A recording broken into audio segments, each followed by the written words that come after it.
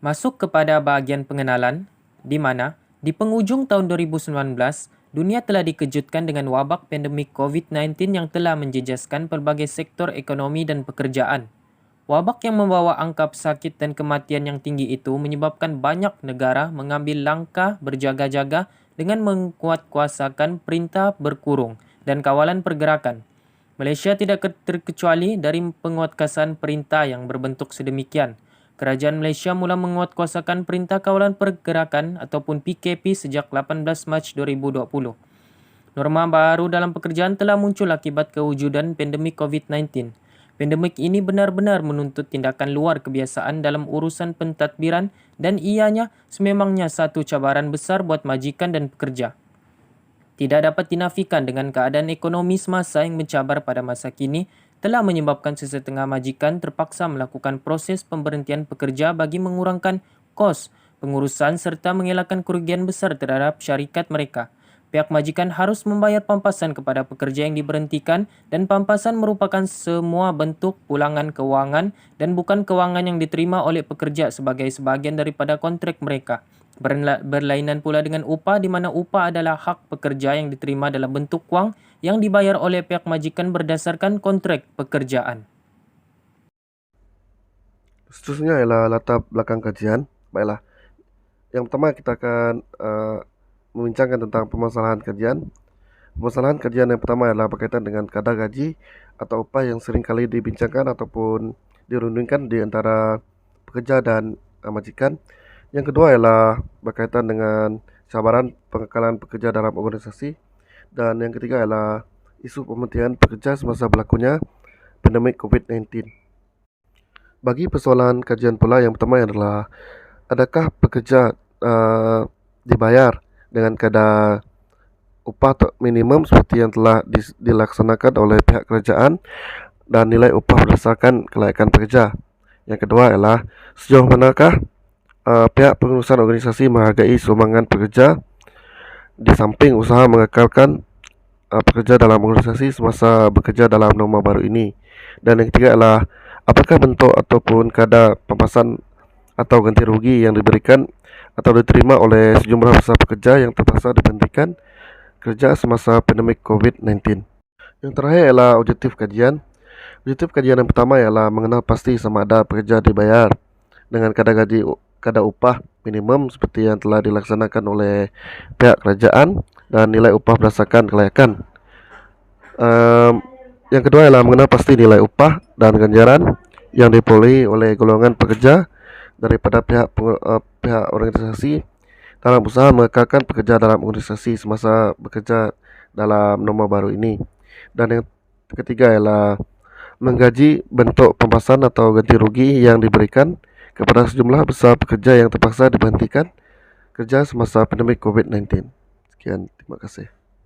Masuk kepada bahagian metodologi kajian, di mana dalam penulisan tugasan ini, pengkaji telah menggunakan kaedah kajian perpustakaan untuk mencari maklumat di mana sumber maklumat yang diperolehi secara online adalah daripada pelbagai sumber rujukan seperti contoh, buku, jurnal dan artikel berkenaan dengan kajian-kajian terdahulu oleh para sarjana mengenai isu atau topik yang telah dibincangkan. McAvench dan Newman pada tahun 2004 menyatakan bahawa pampasan merangka semua bentuk pulangan kewangan dan perkhidmatan ketara serta faedah yang diterima oleh pekerja sebagai sebahagian daripada hubungan pekerjaan. Pulangan kewangan merujuk kepada gaji pokok pekerja serta insentif jangka pendek dan panjang. Perkhidmatan dan faedah ketara ialah insentif seperti insurans, cuti bergaji dan hari sakit, pelan pension dan diskaun pekerja. Perkara ini dikatakan oleh Gupta pada tahun 2014. Menurut SIX 1969, pengurusan pampasan boleh ditraktifkan sebagai penyelaras sumber sebuah organisasi melalui perancangan, penyusunan, pengarahan dan kawalan semua pulangan kewangan dan perkhidmatan ketara serta faedah yang diterima oleh pekerja sebagai sebahagian daripada pekerjaan mereka. Keadilan organisasi oleh Greenberg 1990. Kajian yang dilakukan oleh Greenberg pada 1990 merujuk kepada keadilan organisasi sebagai cara yang adil dan saksama di mana organisasi melayan pekerja mereka. Pada tahun 2014, Anandarjan, Theo, dan Simmers menyatakan bahwa ide keadilan organisasi diperoleh daripada teori equity oleh Adam pada tahun 1963 yang mencadangkan bahwa orang membandingkan nisbah hasil kerja mereka sendiri yang dirasakan dengan input kerja mereka sendiri dengan nisbah yang sepadan dengan rakan kerja mereka. Jika pulangan adalah sama dengan pulangan pekerja lain, berkadar dengan usaha yang dibelanjakan, keadaan keadilan pengagihan adalah wujud, yaitu dikatakan oleh Pan Chen pada tahun 2018. Keadilan organisasi menerangkan persepsi individu atau kumpulan terhadap keadilan layanan yang diterima daripada organisasi dan tindak balas tingkah laku mereka terhadap persepsi tersebut, yang dikatakan oleh Srivastava pada tahun 2015. Salam sejahtera, nama saya Laura Gloria Sidam. Seterusnya saya akan menerangkan tentang teori yang berkaitan dengan isu keadilan sistem upah dan pampasan semasa pandemi COVID-19. Teori equity ini diperkenalkan oleh John Stacey Adam pada tahun 1965. Menurut teori ini, ia menekankan tentang equity ataupun keseragaman di dalam pembayaran ganjaran kepada pekerja di dalam sebuah organisasi. Apabila pekerja tidak dibayar dengan adil, motivasi dan juga produktiviti mereka dalam pekerjaan akan menurun.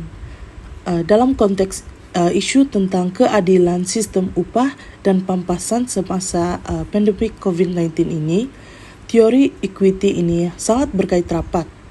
Kita boleh mengambil contoh bagi perbezaan pekerja dalam sektor formal dan juga informal dalam aspek pemberian upah dan juga pampasan.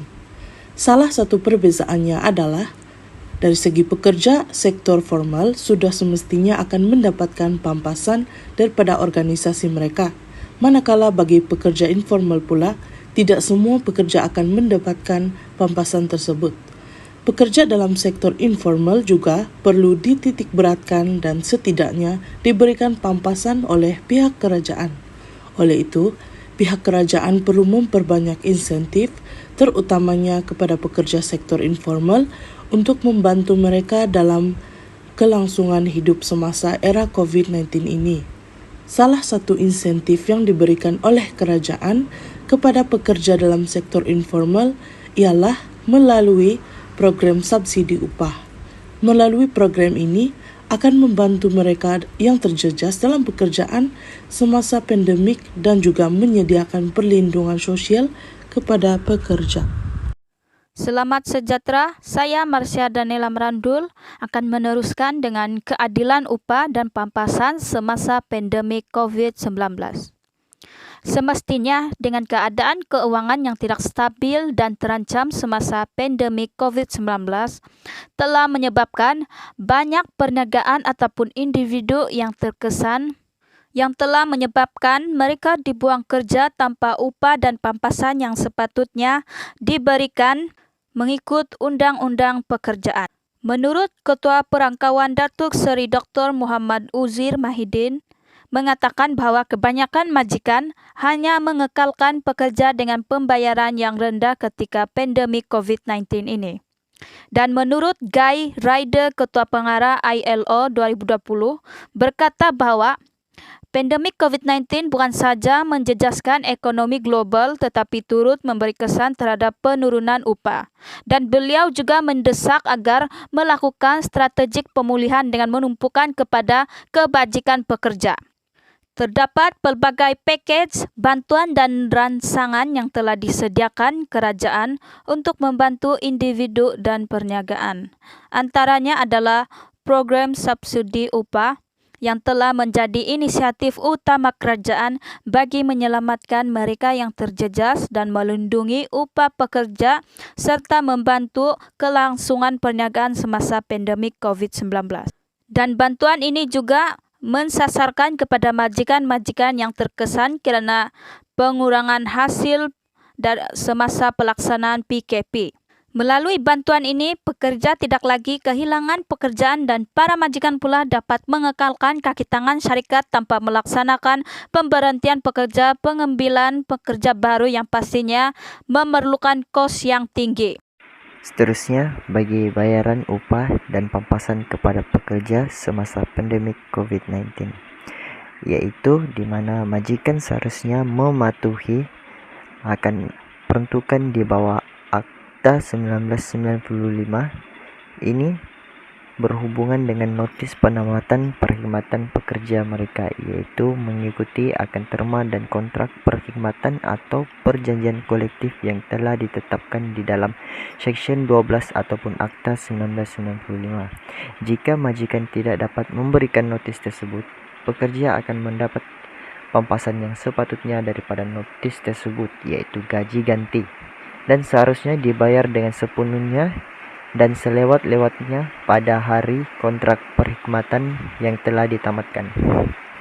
Akta Kerja 1995 yang merangkumi Seksyen 63 menyatakan bahawa majikan seharusnya memberikan atau menyediakan satu penyata dan laporan kepada Jabatan Tenaga Kerja yang berkaitan dengan pemberhentian kerja sebulan sebelum tindakan pemberhentian kerja secara sukarela, pemberhentian kerja sementara, layoff, dan pengurangan gaji kerja pekat bernama 2020. Kegagalan majikan untuk mematuhi peruntukan dalam Akta 1995 boleh menyebabkan majikan dikenakan tidak melebihi 10,000 jika disabitkan di bawah Seksyen 1995 Akta 1995 bernama 2020.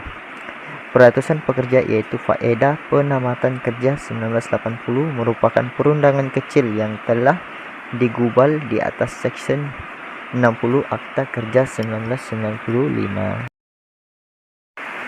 Terdapat peraturan 3 yang telah menyebut bahawa majikan mempunyai tanggungjawab dalam membayarkan faedah sekiranya kontrak dan perkhidmatan mereka telah diberhentikan dengan syarat para pekerja ini telah diambil bekerja selama tempoh tidak kurang daripada 12 bulan. Peraturan yang telah menyebut akan kadar minimum berhubung dengan pampasan pekerja ini sekiranya kontrak perkhidmatan dan perjanjian kolektif menyebut kepada kadar yang lebih baik. Majikan seharusnya membayar kadar yang lebih menguntungkan tersebut dan majikan seharusnya lebih mematuhi pasal atau syarat-syarat yang telah dikenakan dengan pemberhentian sebagai akibat lebihan pekerja dan kadar pembayaran. Sekiranya majikan tidak dapat memenuhi dan mematuhi perjanjian kolektif ini, seharusnya dikemukakan di bawah APP 1967 di mana semua faedah dan pampasan perlu dibayar di dalam tempoh 7 hari selepas tarikh bermulanya penamatan kontrak tersebut. Perkara sedemikian telah ditetapkan di dalam Peraturan 11. Selamat sejahtera, saya ucapkan, saya Florena Leong. Saya akan membentangkan slide yang seterusnya berkaitan dengan kesan upah dan pampasan kepada pekerja yang terbahagi kepada 3, iaitu pertama, productivity, kedua, motivasi, dan ketiga ialah prestasi kerja. Pertama, saya akan membentangkan berkaitan dengan productivity. Upah dan pampasan adalah hal yang berkait rapat dalam mempengaruhi produktiviti, kerana jika keperluan asas pekerja tidak dapat dipenuhi, maka hal tersebut akan menurunkan produktiviti pekerja, terutama dalam pasca pandemik COVID-19 yang lalu. Pemberian upah dan pampasan yang adil dan layak kepada pekerja membantu pekerja dalam meningkatkan produktiviti mereka dalam norma baharu dan matlamat syarikat akan dapat dicapai. Seterusnya yang kedua ialah motivasi. Pembentukan motivasi adalah salah satu faktor yang dapat mempengaruhi peningkatan produktiviti pekerja, dan salah satu faktor dalam memberi motivasi kepada pekerja adalah dengan pemberian upah dan pampasan yang sesuai daripada syarikat, terutamanya apabila negara kita Malaysia dilanda pandemik COVID-19 dan suasana pekerjaan dalam norma baharu. Dengan demikian, pampasan boleh memberikan kesan kepada peningkatan produktiviti dan juga motivasi. Dan yang terakhir ialah prestasi kerja. Salah satu cara pengurusan untuk meningkatkan prestasi kerja dan meningkatkan kepuasan kerja para pekerja adalah melalui upah dan pampasan. Secara sederhana, pampasan merupakan sesuatu yang diterima pekerja untuk mereka. Gaji dalam bentuk kewangan adalah penting bagi pekerja sebab dengan gaji ini mereka dapat memenuhi keperluannya secara langsung, terutamanya keperluan psikologi mereka semasa pandemik COVID-19 dengan norma yang baharu. Sekian, terima kasih. Secara kesimpulannya, pandemi COVID-19 yang melanda seluruh dunia telah mengubah norma kehidupan dan memberi impak terhadap perniagaan dan ekonomi termasuk di Malaysia. Penutupan sektor utama ekonomi secara tidak langsung telah menyumbang kepada peningkatan kes pemberhentian pekerja dan kadar pengangguran di Malaysia. Untuk memastikan tiada pihak yang teraniaya, majikan dan pekerja perlu mengetahui tanggung jawab dan hak masing-masing sebagaimana yang diperuntukkan di bawah Undang-Undang Buruh. Oleh itu, jelaslah keadilan upah dan pampasan perlu dititikberatkan dalam sesebuah organisasi agar terma keadilan dapat direalisasikan.